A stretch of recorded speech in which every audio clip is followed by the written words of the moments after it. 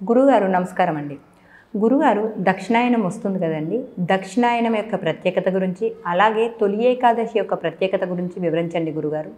మనకి దక్షిణాయనంలో వచ్చే తొలి పండగ తొలి ఏకాదశి.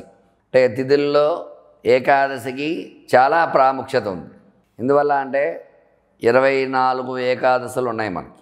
24 ఏకాదశుల్లో దక్షిణాయనంలో వచ్చే మొట్టమొదటి ఏకాదశే తొలి ఏకాదశి. మామూలుగానే ఏకాదశి అంటేనే విష్ణుమూర్తికి ప్రీతికరమైన రోజు. అటువంటిది దక్షిణాయనంలో వచ్చే తొలి పండగ నాడు విశేషముగా విష్ణుమూర్తికి అర్చన పూజ చేయటము, అట్లాగే తులసి మాల సమర్పించడము, అలాగే సత్యనారాయణ స్వామి వ్రత కథలు అవన్నీ కూడా చేసుకోవటము, ఇట్లా చాలా ప్రాముఖ్యత అనేది ఉందన్నమాట. అందుకనే తొలి ఏకాదశి అన్నారు. తొలి అంటే మొదలు అని అర్థం. అందువల్ల మొదటి ఏకాదశి దక్షిణాయనంలో వచ్చే మొదటి పండుగ తొలి ఏకాదశిగా ఆ విష్ణుమూర్తి సేవ చేయటము, విష్ణుమూర్తి ఆరాధన చేయడం ద్వారా మనకు వస్తుందన్నమాట ఖచ్చితంగా.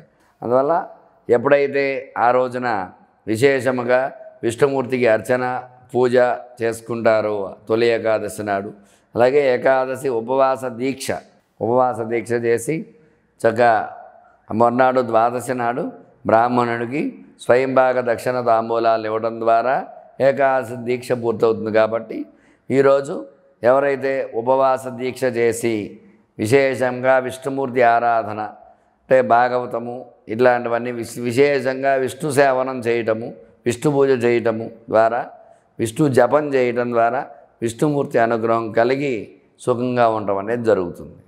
గురుగారు చాలా చక్కగా వివరించారు. ధన్యవాదములండి.